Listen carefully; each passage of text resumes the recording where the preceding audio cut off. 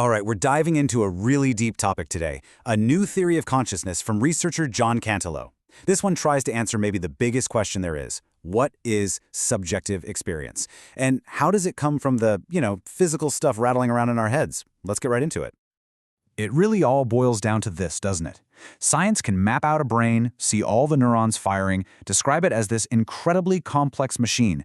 But none of it captures what it's like to see the color red, or feel a moment of joy, or hear your favorite song. That what it's like quality, that's phenomenality. And that right there is the core of the whole mystery. And this slide lays it out perfectly. This is the famous explanatory gap. Over on one side, you've got the outside view, the third-person science of it all. Neurons, processes, objective facts. And on the other side, you have the inside view, the first-person feeling of it all.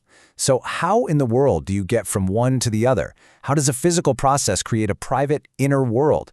That is the monster of a challenge this theory is taking on. So, to really get how this theory tries to build that bridge across the gap, we first have to lay down the rules of the game. You see, any serious scientific explanation has to play by a very specific set of rules.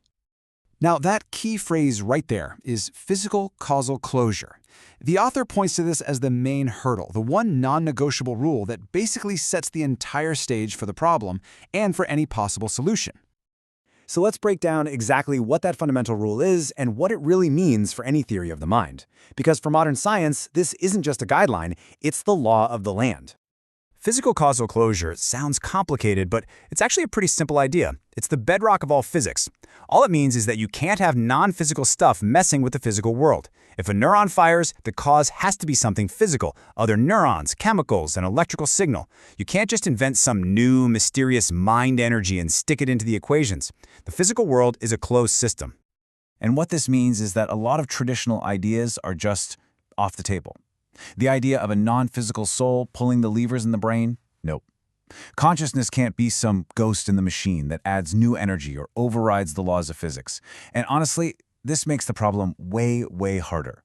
Because if consciousness is real and it does things, it somehow has to do it without breaking any of the rules. So, if we can't add any new, non-physical stuff to the universe to explain the mind, how could something as amazing as consciousness ever appear? Well, the theory argues the answer isn't in new ingredients, but in a new recipe. And that recipe is a concept called emergence. Think about a flock of starlings for a second. It's incredible, right? Each individual bird is just following a few simple rules, but together they create this stunning, flowing pattern that seems to have a life of its own. That flockness, that pattern, isn't something you can find in a single bird. It's a property of the whole system. And that's the basic idea behind emergence. Now, this theory leans on a really powerful version of this idea called strong emergence. This isn't just a poetic way of saying the whole is complex. No, it's a much bolder claim. It's saying the whole can have genuinely new properties that you literally cannot find by looking at the parts one by one. And these properties, they're real, and they have real effects. Okay, this is absolutely crucial. How can the whole thing affect its parts without violating that rule of physical closure? The theory says it happens through constraint, not force. The overall shape of the flock constrains where each bird can fly. A better analogy might be riverbanks. The banks don't push the water with new energy, they just shape its flow. In the same way, the emergent organization of the brain can shape neural activity without breaking a single law of physics. But look, being complex and emergent isn't enough on its own. A galaxy is complex, a hurricane is emergent, but we don't think they're conscious. To get to consciousness, a system needs something else. It needs a perspective, a self. It needs someone for the experience to be happening to. So how do you build a self? The theory's first mechanism for this is called self-indexing. Think of a map, and on that map, there's one of those "you are here" markers. That marker doesn't give you coordinates, it just points to itself as the center of the world, for you, the user. A self-indexed system does this for itself. Its own activity becomes the anchor point for everything else, creating a subjective here and now without needing some little man inside watching a screen.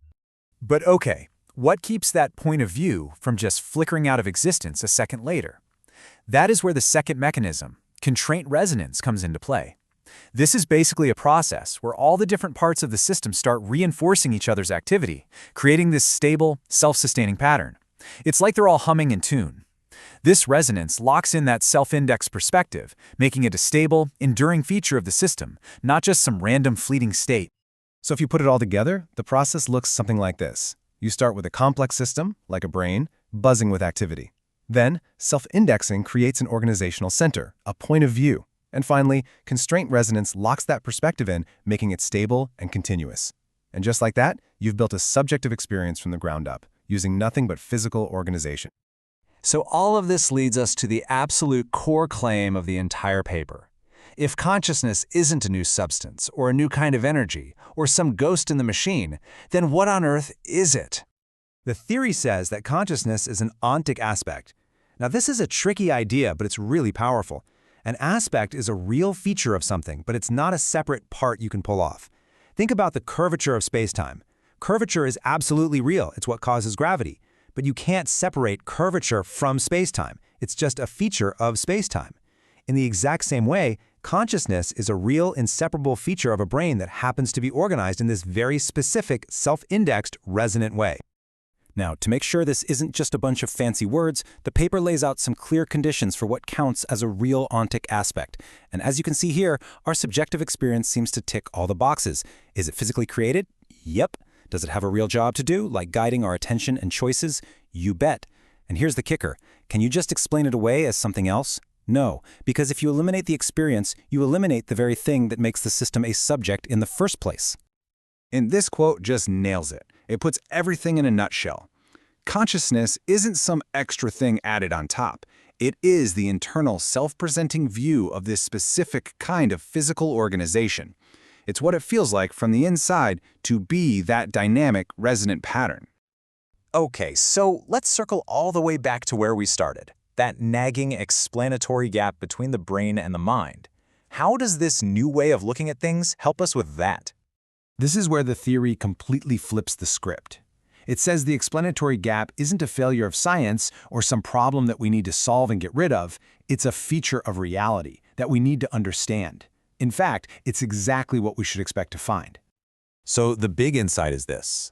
The gap exists because you can never fully describe an emergent whole by just listing its parts. You can't capture the essence of the flock by just describing one bird, right? The gap between the language of neurons and the language of experience isn't some deep, spooky mystery. It's a signpost. It's telling us that we've crossed a boundary from one level of reality to another, from the parts to the organized, emergent whole. And that leaves us with one last, pretty profound thought. If consciousness isn't about the particular biological stuff we're made of, the squishy carbon-based cells, but is instead about a specific pattern of organization, well, that opens up some incredible possibilities. Could other systems, maybe even non-biological ones, achieve this same kind of self-indexing, resonant organization? And if they could, what would it be like to be them? This theory doesn't just offer an explanation, it totally expands the landscape of what we might consider possible.